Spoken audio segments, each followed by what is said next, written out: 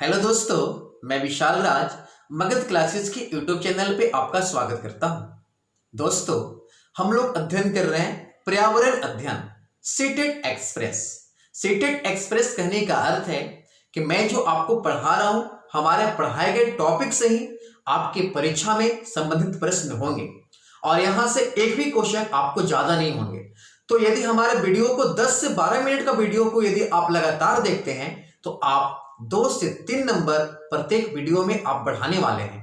तो पौधों से संबंधित यानी पौधों की दुनिया का पादप जगत आज की क्लास में हम लोग पढ़ने वाले हैं और कुछ रोचक तथ्य लेकर आए हैं कुछ पौधों के बारे में जो आप लोग आसपास देखे हैं और समझे हैं और सुने हैं, लेकिन इन पौधों से संबंधित प्रश्न बनाने में आप दुविधाएं महसूस करते हैं। तो इन सारी दुविधाओं को दूर करते हैं और मैं स्टार्ट कर रहा हूं आप लोग के लिए पर्यावरण अध्ययन पादप जगत।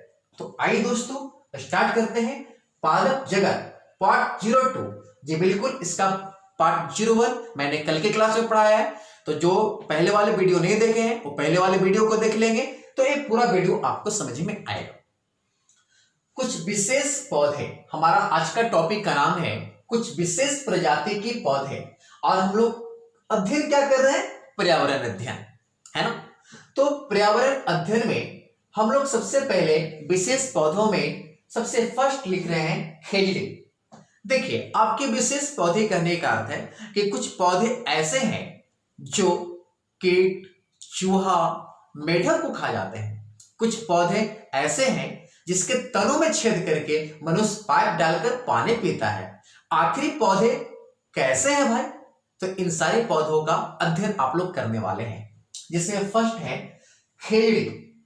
देखिए, खेजड़ी पौधा, खेजड़ी नामक जो पौधा है ये आपके रेगिस्तानी इलाकों में पाया जाता है और रेगिस्तानी इलाकों में पाए जाने के कारण इसको जल की बहुत कम आवश्यकता होती है ना। आप लोग जानते ही हैं कि रेगिस्तानी क्षेत्रों में पानी की बहुत कमी होती है, इसलिए खेजड़ी पौधा रेगिस्तानी क्षेत्रों में पाई जाती है क्योंकि इस पौधा को अधिक पानी की आवश्यकता नहीं होती है, यानी पौधा को कम पानी की आवश्यकता होती है।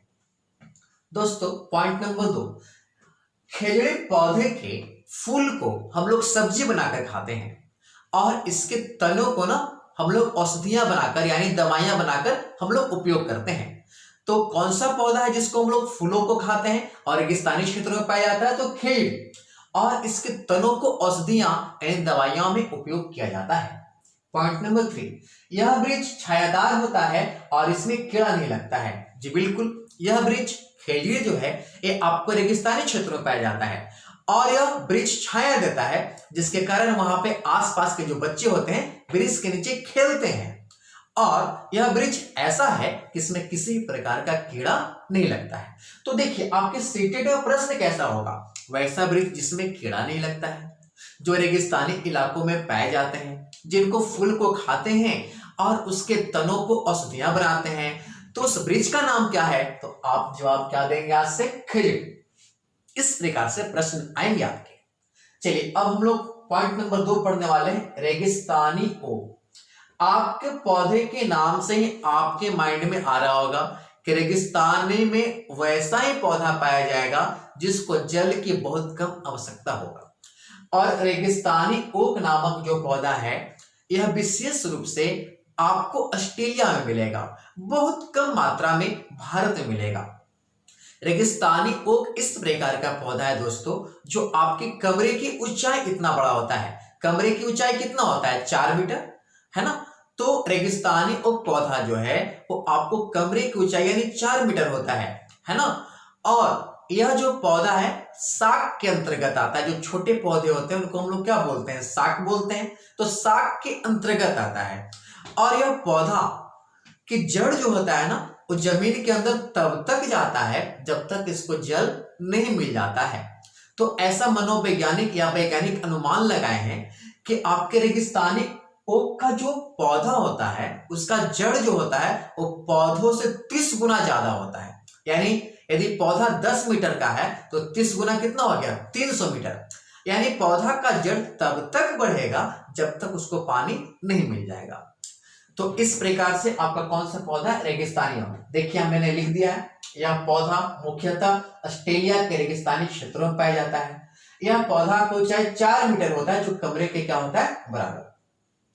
पॉइंट नंबर 3 लिखा, इस वृक्ष का जड़ इसके ऊंचाई के 30 गुना गहराई तक जमीन के भीतर तक जाता है, जब तक कि इसका जड़ पानी तक पहुंच नहीं जाए। और दोस्तों इस वृक्ष का खासियत क्या है कि जब रेगिस्तानी क्षेत्रों में जब वहां पे के आसपास मनुष्य जब जाते हैं या कोई आदमी जाता है, तो इसके तनों में ना पानी एकत्रित होता है, जिसमें तनों में छेद करके पाइप डाल दिया जाता है और पाइप डालकर पानी को बाहर निकालकर उसका उपयोग किया जाता है पीने में, खेत को पटाने में। कौन से पौधे से? रेगिस्तानियों। यानी यह पौधा जो है ना वो जल को संग्रह करके रखता है अपने पास, और इसमें पाइप डालकर ना उसके तने में जल संग्रहित होता है। अब पाइप डालकर मनुष्य क्या करता है, पीता है। तो देखिए अब सीटेड में प्रश्न कैसा आएगा, आपका प्रश्न ऐसा आएगा कि वैसा विशेष प्रजाति का पौधे जो रेगिस्तानी क्षेत्रों में पाए जाते हैं, जिनकी जड़ें तब तक बढ़ती है जब तक पानी नहीं मिल जाए। फिर आपको स्टेटमेंट नंबर 2 रहेगा, इस वृक्ष के तनों में छेद करके वहां के आसपास के लोग पानी को बाहर निकालते हैं।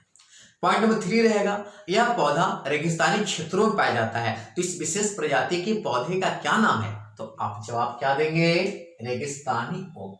यानी आप लोग समझ गए होंगे कि आपके प्रश्न कैसे आएंगे। अब हम लोग नेक्स्ट पौधे के बारे में पढ़ने जा रहे हैं, क्रोटन। देखिए क्रोटन पौधा क्या है? क्रोटन पौधा जो है एक किसान का मित्र है। अब बोलिएगा किसान का मित्र पौधा कैसे है?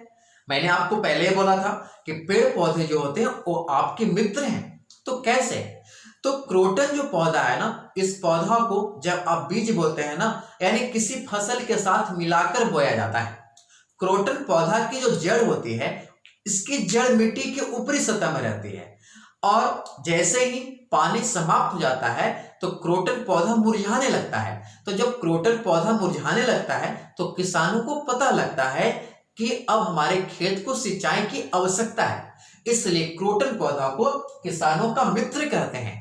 और इस पौधे को हम लोग किसी भी बीज के साथ मिलाकर बोते हैं, और इसकी जड़ जो होती है ना मिट्टी के ऊपरी सतह में होती है, और ये जब मुरझाने लगता है तो किसान खेत में पानी डालते हैं या पटाते हैं या खेत को क्या करते हैं, सिंचाई करते हैं। देखिए मैंने लिख दिया क्रोटन। यह पौधा फसल के साथ बोया जाता है। इस पौधा की जड़ अधिक नीचे तक नहीं होता। जब यह मुरझाने लगता है तो पता चलता है कि फसल को क्या चाहिए, पानी चाहिए। आप लोग समझिए होंगे, यानी फसल के साथ बोने वाला पौधा कौन है? क्रोटन। जल्दी मुरझाने वाला पौधा कौन है? क्रोटन। तो इस प्रकार से सीटेट की आपके एग्जामिनेशन में प्रश्न आएंगे। दोस्तों जो विद्यार्थी अभी अभी जुड़े होंगे वो हमारे चैनल को जरूर सब्सक्राइब करें और लाल वाला घंटी को बजा दें, ताकि जैसे हमारा नया वीडियो आएगा तो आपको नोटिफिकेशन प्राप्त हो सके। और बहुत जल्द जूम ऐप के माध्यम से मैं आप लोग के लिए ऑनलाइन क्लास ला रहा हूं, जिसमें हमारे मगध क्लासेज के बहुत अनुभवी लब्ध शिक्षक और सुसज्जित तरीके से आपको पढ़ाएंगे, ताकि आप सीटेट के एग्जाम में 125 प्लस स्कोर करेंगे। और ये हमारा दावा है, बस हमारे साथ जुड़े रहें, आप निरंतर अभ्यास करें। मैं जो पढ़ा रहा हूं इसको आप लोग एक बार पढ़ें, उसके बाद इसको कॉपी पर लिखें, फिर देखें कहाँ गलती करें, फिर से वीडियो को एक बार देखें। मैं छोटा छोटा वीडियो इसलिए बनाता हूं ताकि आप लोग वीडियो को देखें। यदि मैं वीडियो 30 मिनट का बना दूंगा तो आप परेशान हो जाइएगा, इसलिए मैं छोटा छोटा वीडियो बनाता हूं ताकि आप लोग देखें। तो आइए अब हम लोग नेक्स्ट पौधे के बारे में पढ़ रहे हैं, घटपर्णी, जिसको बोलते हैं नीफेथिन्स। घटपर्णी पौधा क्या है? इस वृक्ष का आकार लंबा घड़े जैसा होता है, जिस पर पत्तीनुमा ढक्कन होता है। जी बिल्कुल, घटपर्णी पौधा जो है दोस्तों ये आपके विशेष प्रजाति का पौधा है। यह आपको लंबा होता है घड़े जैसा, और इसका पत्ता जो होता है ढक्कन के समान होता है। यानी पत्ता जो होता है ना ढक्कन के समान होता है। इस प्रकार से पत्ता जो होता है ढक्कन होता है। ढक्कन क्यों होता है? क्योंकि जैसे विशेष प्रजाति के कीट, मकोड़े, चूहे कुछ ही बैठता है ना, तो एक क्या करता है ना, अपने फेस को ना इस प्रकार से जैसे हम बता रहे हैं घटपर्णी पौधे का पत्ता है, ठीक है, इस पर कीट बैठा, तो इस प्रकार से ना लपक लेता है और मुंह को बंद कर लेता है और उस कीट को क्या करता है, खा लेता है। इसलिए इस पौधों को कहते हैं कीटभक्षी पौधा। कौन पौधों को? घटपर्णी पौधा को। तो घटपर्णी पौधा क्या है? इस वृक्ष का आकार लंबा घड़े जैसा होता है जिस पर पत्ती नुमा ढक्कन होता है और इस ढक्कन को क्या करता है, जैसे ही कोई कीड़ा बैठता है तो बंद कर लेता है। पॉइंट नंबर 2, इस वृक्ष से विशेष प्रकार की खुशबू निकलता है जिससे कीड़े मकोड़े मेढक चूहा आकर्षित होता है। तो यह पौधा चालाकी से पत्तों में फंसाकर इस प्रकार से फंसाकर बंद कर लेता है और उसको क्या करता है, खा जाता है। इस वृक्ष को कीटभक्षी पौधा कहा जाता है। क्यों? क्योंकि यह कीटों को क्या करता है, खाता है। नेक्स्ट, यह वृक्ष भारत के मेघालय में और इंडोनेशिया और इसके अलावा आपको ऑस्ट्रेलिया में पाया जाता है। तो देखिए अब आपके घटपर्णी पौधा से प्रश्न कैसे आएगा। वैसा पौधा जो अपने पत्तों पर बैठे कीट, चूहा या छिपकली को बहुत चालाकी से खा लेता है। पॉइंट नंबर 2 रहेगा, इस विशेष प्रजाति के पौधों में विशेष इसके पत्तों में गंध होता है। फिर आपको रहेगा यह पौधा, यह पौधा खास करके मेघालय और इसके अलावा इंडोनेशिया क्षेत्रों में पाया जाता है। तो इस पौधा का नाम क्या है, घटपर्णी पौधा। तो इस प्रकार से आपके सीटेट्स में आपको क्या होगा, स्टेटमेंट्स होगा और जवाब आपको देना होगा। स्टेटमेंट सही होगा कि विशेष प्रजाति के पौधे से खुशबू निकलता है ना, जिसमें कीट जो होता है उसको खा जाता है। तो यह पौधा का क्या नाम है, घटपर्णी। घटपर्णी यानी घटिया के खा जाता है ना। तो इस प्रकार के पौधों को हम लोग कहते हैं घटपर्णी या निफेथियंस। और यह पौधा भारत में कहां पाया जाएगा, मेघालय में। घटपर्णी पौधा कहां भारत में पाया जाएगा, मेघालय में। क्वेश्चन पूछा गया सीटेट में 14 में कि घटपर्णी पौधा कहां पाया जाएगा, तो मेघालय में। और ये किसको खाएगा, जीवों को, इसलिए घटपर्णी पौधा को हम लोग कहते हैं कीटभक्षी पौधा। चलिए अब हम लोग पौधों से प्राप्त होने वाले पदार्थ के बारे में जानते हैं। ऐसे तो आप लोग जानते ही हैं, है ना, कि आप लोग आम के पेड़ से आम प्राप्त करते हैं, अनार से अनार प्राप्त करते हैं, लेकिन कुछ विशेष प्रजाति के पौधे होते हैं और सीटेट वाले ने क्वेश्चन यहीं से बनाता है। तो इस विशेष प्रजाति के हम लोग पौधों को जानते हैं, है ना। आइए फर्स्ट पौधों का नाम और प्राप्त पदार्थ। फर्स्ट है आपका पौधा कपास या जूट। आप कपास के पौधे या जूट के पौधे से आप क्या प्राप्त करेंगे, तो आप प्राप्त करेंगे रेशेदार पदार्थ और औषधियां। यानी कपास और जूट के पौधे से आप क्या प्राप्त करेंगे, रेशेदार पदार्थ और क्या, औषधियां। चलिए दूसरे पौधे कवक। कवक से आप प्राप्त करेंगे पेंसिलियम या पेंसिलिन। बहुत बार पूछा गया क्वेश्चन है कि कवक पौधे से क्या प्राप्त करते हैं, पेंसिलिन। और ये देखिए सीटेट आपका 16 में पूछा गया क्वेश्चन, सिंकोना से आप क्या प्राप्त करेंगे, कुनैन। यानी कुनैन कौन से वृक्ष से प्राप्त किया जाता है, तो आप क्या याद रखेंगे, सिंकोना। सिंकोना से क्या प्राप्त करते हैं, कुनैन। और कवक से क्या प्राप्त करते हैं, पेंसिलिन। और अफीम से क्या प्राप्त करते हैं, मार्फिन। ये भी पूछा गया क्वेश्चन, अफीम से क्या प्राप्त करते हैं, मार्फिन। Next belladonna. बेलाडोना से हम लोग प्राप्त करते हैं एट्रोप्रिन। तो इसको आप पढ़ लेंगे। चलिए मैं आपसे पूछता हूं, कुनैन किससे प्राप्त करेंगे, सिंकोना से, है ना। मैंने यहां पे लिख दिया कि आप कुनैन किससे प्राप्त करेंगे, सिंकोना से। रेशेदार प्राप्त किससे प्राप्त करेंगे, रेशेदार पदार्थ किससे, तो कपास और जूट से। मार्फिन किससे, अफीम से। और एट्रोपिन किससे, बेलाडोना से। और पेनिसिलिन किससे, कवक से। तो ये था दोस्तों आप लोग के लिए। आप लोग इतने पढ़ लेंगे तो आपका 2 से 3 नंबर इस 10 से 15 मिनट की वीडियो में आपका बढ़ जाएगा। तो आप इसका एक स्क्रीनशॉट ले लीजिए और आप सब्सक्राइब करें और दोस्तों को सब्सक्राइब कराएं, ताकि मैं आपको काफी मेहनत करके मैं पढ़ाऊं दोस्तों। तो आज ये इतना ही होगा, धन्यवाद। आप इसका एक स्क्रीनशॉट ले लीजिए।